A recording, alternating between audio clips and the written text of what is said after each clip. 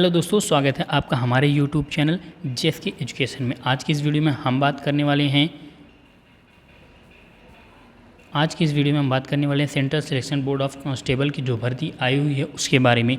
ये भर्ती आई हुई है prohibition excise and registration department में, जो गवर्नमेंट ऑफ बिहार के थ्रू आई हुई है। आज की इस वीडियो में हम इसी पर चर्चा करने वाले हैं कि ये रिक्रूटमेंट कब से आई है, कब से इसका फॉर्म फिल हो रहा है, लास्ट डेट क्या है, क्या एलिजिबिलिटी है, सब कुछ आज की इस वीडियो में हम जानने वाले हैं। तो वीडियो के एंड तक बने रहिएगा, स्किप मत करिएगा। यदि आप स्किप करेंगे तो जानकारी आपकी छूट सकती है।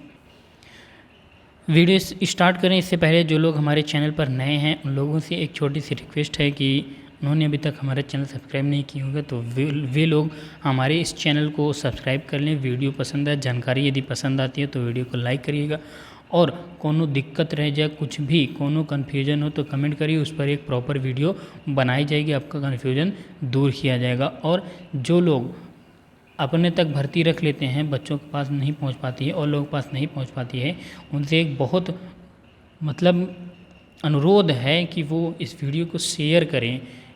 रिक्रूटमेंट आती है, भर्ती चली जाती है, तब जाके बच्चों को पता चलता है कि ये भर्ती आई हुई थी, तब तक डेट निकल चुकी होती है। तो ऐसे जो आपके दोस्त हैं, आपके जो फ्रेंड लिस्ट में हो, उनको वीडियो शेयर करिए ताकि उन लोगों को भी इसके बारे में पता चल सके, वो लोग भी फॉर्म को फिल कर सकें। तो वीडियो को स्टार्ट करते हैं। ये भर्ती जो आई हुई है बिहार पुलिस से आई हुई है प्रोहिबिशन कांस्टेबल के पदों पर, जिसकी टोटल पद 76 हैं। पोस्ट डेट की यदि हम बात कर लें तो ये पोस्ट डेट जो है 12 अगस्त 2022 को रिलीज हो चुकी थी। पोस्ट इसकी 12 अगस्त को आई थी। इम्पॉर्टेंट डेट की यहीं हम बात कर लें तो 13 अगस्त 2022 से ये फॉर्म फिल होना स्टार्ट हो चुका है, और इसकी लास्ट डेट जो है वो 13 सितंबर है। एग्ज़ाम फ़ी पेमेंट की भी जो लास्ट डेट है वो 13 सितंबर ही है। Admit card, result, exam date ये सब अभी डिक्लेयर नहीं हुआ है, ये सब में डिक्लेयर नहीं रहता। आप हमारे चैनल से जुड़े रहेंगे तो इसकी डेट जैसे आती है, एडमिट कार्ड जैसे आता है, आपको नोटिस मिल जाएगी। तो इसलिए चैनल को सब्सक्राइब करना ज़्यादा ज़रूरी है, तो आप लोग चैनल को सब्सक्राइब करके रखे रहिएगा ताकि कोई भी नोटिफिकेशन है, कोई भी नोटिस है, वो आप तक पहुंच जाए, आपको सूचित किया जा सके, आपको सूचना प्राप्त हो सके। आगे हम बात कर लें, अगर एप्लीकेशन फ़ीस की अगर हम बात कर लें तो जनरल ओबीसी के लिए 675 रुपये फ़ीस निर्धारित किए हैं। अदर स्टेट के जो बच्चे भरते हैं वो किसी भी कैटेगरी के हों, उनके लिए भी 675 रुपये निर्धारित किए हैं। SC ST के लिए 180 रुपये निर्धारित किए हुए हैं। अगर हम पेमेंट मोड की बात कर लें तो पेमेंट जो है ऑनलाइन पेमेंट ले रही है, डेबिट कार्ड, क्रेडिट कार्ड या नेट बैंकिंग किसी से भी आप कर सकते हैं। और ऑफलाइन पेमेंट का भी ऑप्शन दिए हैं, बैंक से आप चालान बनवाकर ऑफलाइन पेमेंट भी कर सकते हैं। एज लिमिट की यदि हम बात कर लें तो बिहार पुलिस कांस्टेबल की जो भर्ती आई है इसमें कैलकुलेट कर रहे हैं 1 जनवरी 2022 से मिनिमम एज 18 साल ले रहे हैं, मैक्सिमम एज 25 साल। यानी कोई बंदा, कोई अभ्यर्थी है तैयारी कर रहा है पुलिस की, तो उसकी यदि 1 जनवरी 2022 को 1 जनवरी 2022 को यदि वह 18 साल का कंप्लीट हो जाता है या उससे प्लस होता है या 18 हो जाता है, तो वो बंदा, वो अभ्यर्थी इस फॉर्म को फिल करने के लिए, इस फॉर्म को भरने के लिए एलिजिबल है। अब इसकी हम पात्रता की बात कर लें। पात्रता के बारे में देखिए ये क्या कह रहे हैं, 4 पॉइंट में ये कहे हैं, बाकी आप लोग ऑफिशियल वेबसाइट से नोटिफिकेशन डाउनलोड करके देख लीजिए। और अगर ऑफिशियल वेबसाइट पे नोटिफिकेशन नहीं मिलता, आपको कोनो दिक्कत होती है, तो वीडियो के डिस्क्रिप्शन में मैं PDF का लिंक दे दूँगा, तो वहाँ से आप लोग डाउनलोड करके देख लीजिएगा, पूरा नोटिफिकेशन पढ़ लीजिएगा तभी फॉर्म फिल करिएगा। बाकी जो इम्पोर्टेंट है हम बता दे रहे हैं, ये समझा करिए कि आपको एक नोटिस मिल जाती है कि इस चीज़ की भर्ती आई हुई है, बाकी आप नोटिस पूरा पढ़ लीजिएगा तभी फॉर्म फिल करिएगा। हालांकि मैं बता दे रहा हूँ, मेन चीज़ जो है, खास बातें जो है मैं सब बता दे रहा हूँ, पढ़ने को इसे आवश्यकता नहीं पड़ेगी, लेकिन एक बार पढ़ लीजिएगा, देख लीजिएगा। तो ये कह रहे हैं भारतीय नागरिक होना अनिवार्य है, पुरुष, महिला एवं थर्ड जेंडर आवेदन कर सकते हैं। यानी इस आवेदन के लिए इंडियन सिटीजनशिप आपको होना है, ज़रूरी है, आप इंडिया के नागरिक हो, भारत के नागरिक हों, और इस फॉर्म को भरने के लिए पुरुष, महिला, थर्ड जेंडर कोई भी आवेदन कर सकता है। शैक्षणिक योग्यता की यदि हम बात कर लें तो इसमें कह रहे हैं मद्य निषेध सिपाही के पद के लिए शैक्षणिक अर्हता दिनांक 1/1/2022 तक इंटरमीडिएट यानी 10+2 उत्तीर्ण अथवा बिहार राज्य सरकार के मदरसा बोर्ड द्वारा निर्गत मौलवी प्रमाण पत्र अथवा बिहार राज्य के संस्कृत बोर्ड द्वारा निर्गत शास्त्री अंग्रेजी सहित अथवा आचार्य अंग्रेजी रहित प्रमाण पत्र अथवा राज्य सरकार द्वारा मान्यता प्राप्त अन्य समकक्ष शैक्षणिक अर्हता होगी। यानी इनका कुल कहने का मतलब है 1/1/2022 तक, यानी जब आप 18 साल के हो जाएं तब आपके पास 10+2 पास होना चाहिए। आप 10+2 पास हों, अब वो चाहे बिहार राज्य सरकार के द्वारा हों, मदरसा बोर्ड से हों, या फिर संस्कृत बोर्ड से हों, या फिर किसी भी, या फिर आप मान्यता प्राप्त राज्य किसी भी राज्य सरकार से 10+2 क्वालिफाई रखते हों। आगे देखते हैं, कह रहे हैं अभ्यर्थियों की उम्र दिनांक 1/1/2022 को मैट्रिक अथवा समकक्ष यानी 10+2 या उसके समकक्ष प्रमाण पत्र के अनुसार निम्नवत होगी। पहले पॉइंट में कह रहे हैं कि सामान्य अनारक्षित वर्ग के पुरुषों एवं महिलाओं के लिए न्यूनतम उम्र 18 और अधिकतम उम्र 25 वर्ष, यानी जनरल के लिए, जनरल वर्ग के पुरुषों के लिए जो है और महिलाओं के लिए यानी जनरल फीमेल और मेल कैंडिडेट्स के लिए कम से कम 18 साल और मैक्सिमम जो है ज़्यादा से ज़्यादा अधिक से अधिक 25 वर्ष की आयु होनी चाहिए। फिर पॉइंट नंबर 2 में कह रहे हैं पिछड़ा वर्ग एवं अत्यंत पिछड़ा वर्ग कोटि के पुरुषों के लिए न्यूनतम उम्र 18 वर्ष और अधिकतम उम्र 27 वर्ष। ये भी समझ में आ रहा है, यानी जो ओबीसी हो या उससे भी पिछड़े कोटि के, पिछड़े वर्ग के कोटि के हों, उनके लिए जो है वो कम से कम उम्र 18 साल और अधिकतम से अधिकतम 27 वर्ष होनी चाहिए। पॉइंट तीसरा भी देख सकते हैं, पिछड़ा वर्ग अत्यंत पिछड़ा वर्ग कोटि की महिलाओं के लिए न्यूनतम वर्ष 18 और अधिकतम वर्ष 28। आगे देखते हैं पॉइंट नंबर 4, अनुसूचित जाति एवं अनुसूचित जनजाति कोटि के पुरुषों एवं महिलाओं तथा थर्ड जेंडर अभ्यर्थियों के लिए न्यूनतम उम्र 18 वर्ष और अधिकतम उम्र 30 वर्ष, यानी अनुसूचित जाति और अनुसूचित जनजाति SC ST और थर्ड जेंडर के लिए पुरुषों एवं महिलाओं फीमेल और मेल दोनों कैंडिडेट्स के लिए मिनिमम जो एज है वो 18 होनी चाहिए और मैक्सिमम जो है वो 30 होनी चाहिए, 30 वर्ष होनी चाहिए।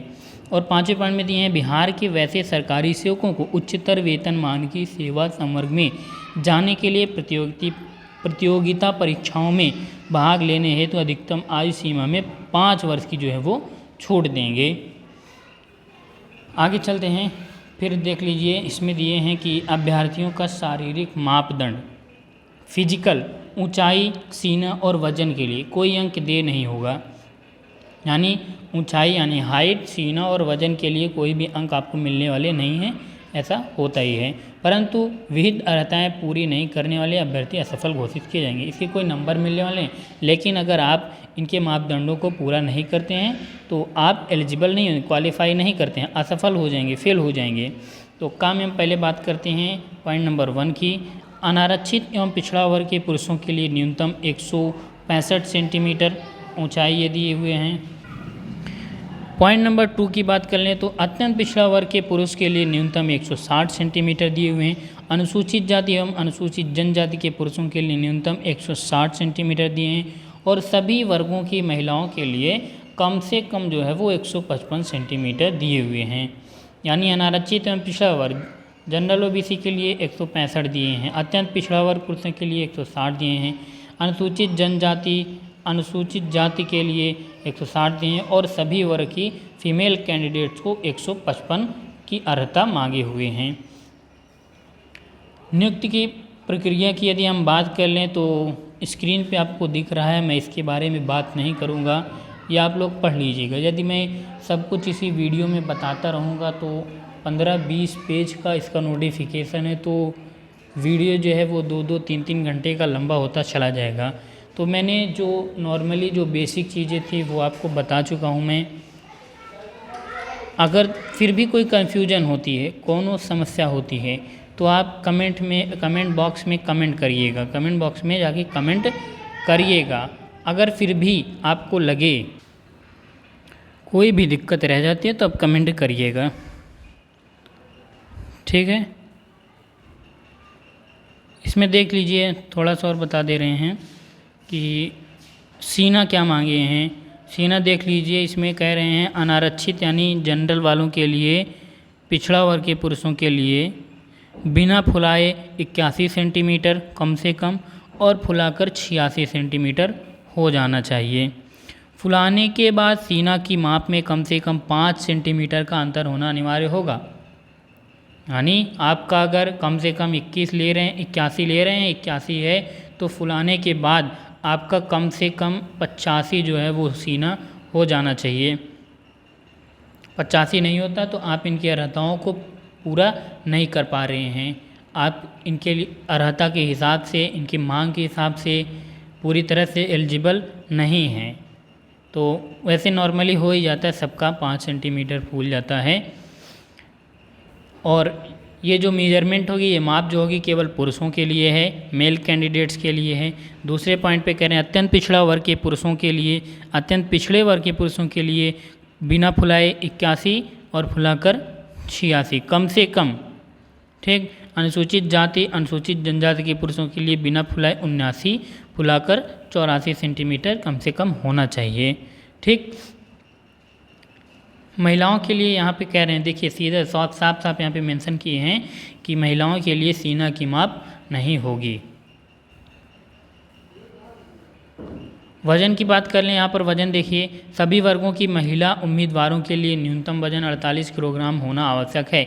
सभी वर्ग, कोई भी हो, ओबीसी हो, जनरल हो, यूआर हो, कोई भी हो, एससी हो, एसटी हो, सभी कैटेगरी के उम्मीदवारों के लिए, सभी कैटेगरी कैंडिडेट्स के लिए कम से कम वजन जो है 48 किलोग्राम होना जरूरी है।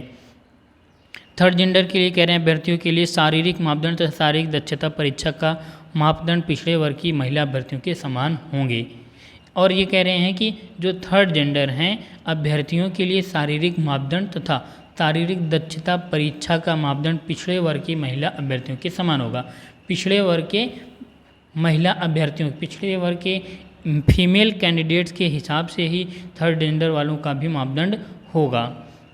तो आज की इस वीडियो में हम इतना ही बता रहे हैं कि ये भर्ती जो है यहाँ से आई हुई है, क्या क्या है इसमें, क्या नहीं है, क्या मांगा है, सब कुछ आज की इस वीडियो में हम बता दिए हैं।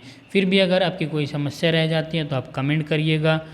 फिर भी आपका अगर कमेंट का रिप्लाई नहीं मिल पाता है या और कोई बात होती है तो आप फिर से कमेंट करिएगा।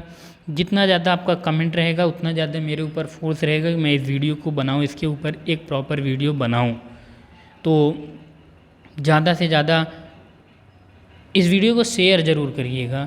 जब तक शेयर नहीं करेंगे आप, सबको पता नहीं चल पाएगा, सबको पता नहीं चलता है, सब बच्चे परेशान होते हैं, भर्ती चली जाती है, फिर आते हैं दुकान पे, फिर आते हैं पूछते हैं तो अफसोस के साथ कहना पड़ता है कि डेट ख़त्म हो चुकी है। खैर, तो इस फॉर्म को फिल करवा लीजिए, फिल कर लिए, 13 तारीख से भरा जा रहा है। अगर फिल करने में कोई दिक्कत होती है तो आसपास अपनी दुकान पे कर लें। मेरे दुकान के आसपास कोई हो तो वो मेरे दुकान पे आके करवा सकते हैं। तो आज के इस वीडियो में बस इतना ही था। मिलेंगे अब नेक्स्ट वीडियो में, नेक्स्ट नोटिफिकेशन, नई सूचना के साथ। तब तक के लिए जय हिंद, जय भारत।